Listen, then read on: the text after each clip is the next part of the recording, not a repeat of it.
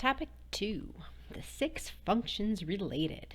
Powerful point. Okay, since any trig function for an acute angle in a right triangle is the ratio of 2 sides, we can always use deduction to find the other acute angle and the third side.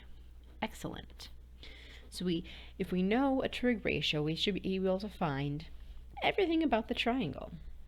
So using the information provided, draw a diagram of the triangle, determine any missing side lengths, and state the remaining trigonometric ratios for the angle given. Cool. Okay, so I'm going to draw a triangle. And at the moment, this is a right triangle, my right angle's down there, I'm going to label that one. At the moment, it's arbitrary what I label as my angle beta here. Again, I said we're using Greek letters for our angles. So I'm going to label this bottom angle here as beta. Okay, now because I know that beta has a ratio of 6/7, that means that 6 is the opposite side and 7 is the hypotenuse side. Since it's a right triangle, the Pythagorean theorem is going to hold true. So I know that a squared plus b squared equals c squared, so I can solve for that missing side. So find that goal right there. So a squared plus b, which is 6 squared, equals c, which is 7 squared. So a squared plus 36 equals 49. So a squared equals, let's see, 49 minus 36. That's 13. And so a is technically plus or minus the square root of 13. However, triangles can't have negative side lengths in the first quadrant. So we're going to assume that we're working with a positive, at least in this section. Okay, so positive square root of 13 is going to be the side of this triangle. All right. Now I should be able to state the remaining trigonometric ratios. Okay, so I already know that the sine of beta is 6/7. Immediately from that one, without even computing that missing side A, I could have given you the cosecant. The cosecant of beta is 7/6. The ones that I needed to compute that missing side for were cosine and tangent.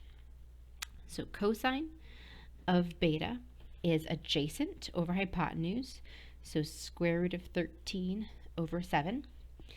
And then tangent of beta is opposite over adjacent. So opposite over adjacent is 6 over the square root of 13. Now, you have to rationalize these numbers with fractions and square roots in the denominator. So if I multiply top and bottom by the square root of 13,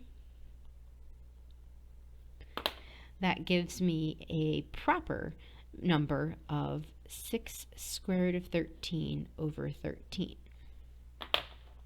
Now, from these, we can get our secant and our cotangent values. First of all, secant, I started writing cotangent, and we're going to do secant beta first, then we're going to do cotangent beta.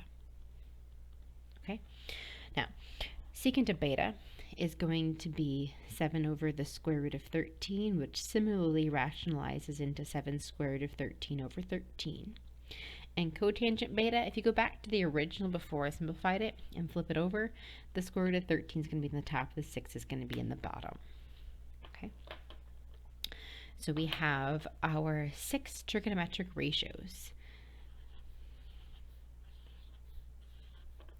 for each of our 6 functions. All right. Now, rationalizing is slightly going away. It was very, very important before calculators and computers became as advanced as they currently are. My math lab is still going to really insist that we rationalize. As we slowly begin to catch up, that may eventually change. But right now, we're going to make sure those values do get rationalized.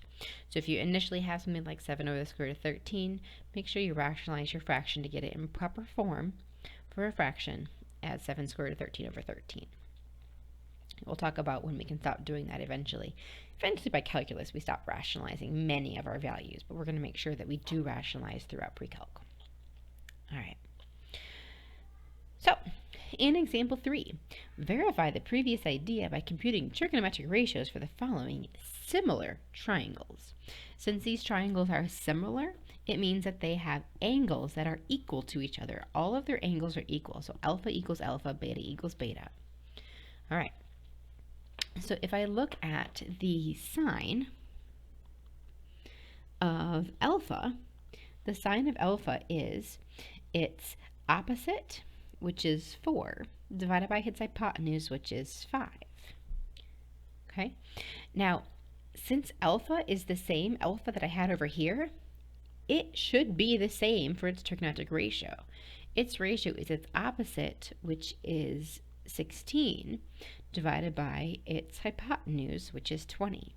If you reduce those both by 4, you do get back to 4/5. Okay?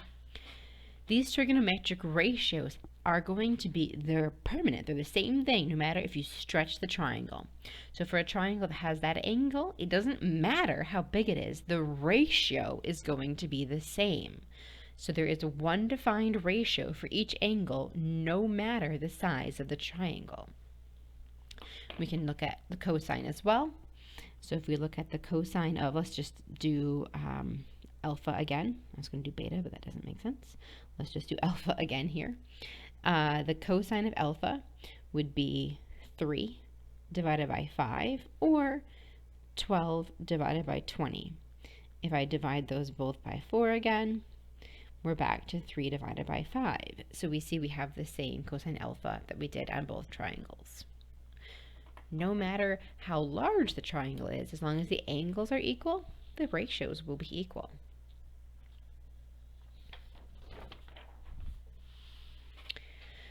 Okay, next point. Since any trigonometric function for an acute angle in a right triangle is a specific value, the ratio of two sides is a particular number, all similar triangles have the same trigonometric ratios for their corresponding angles. That means, okay, these are similar triangles. So if I label this one as theta, since they both have a 90 degree, I can label this as phi. That means that the ratios are going to be consistent. So the sine of theta equals the sine of theta, the cosine of theta equals the cosine of theta. So it means that the legs of these two triangles have to be in proportion. So for example, if I start labeling some of my sides here as, say, A and B and X and Y, then the sine of, I didn't leave the hypotenuse, so let's not do sine, let's just do tangent, just for fun here, because I happen to label opposite and adjacent to that value right there. The tangent of theta is going to be equal to, if I look at the little theta in the little triangle, the tangent is going to be x over b, and if I look at the big triangle, it's going to be a over y. So it means that I can talk about those two without even talking about the angle. It means that x over b is equal to a over y. So we are in proportion. Exactly. They're in proportion. So it means that the angle itself doesn't matter for similar triangles. Those similar triangles have their side lengths in proportion. Okay? So we'll be able to solve for the sides based on just knowing the ratio.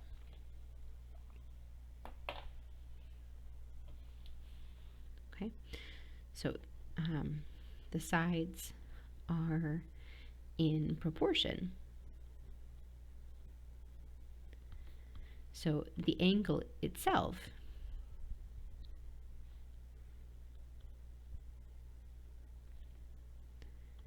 is not necessary for computing sides.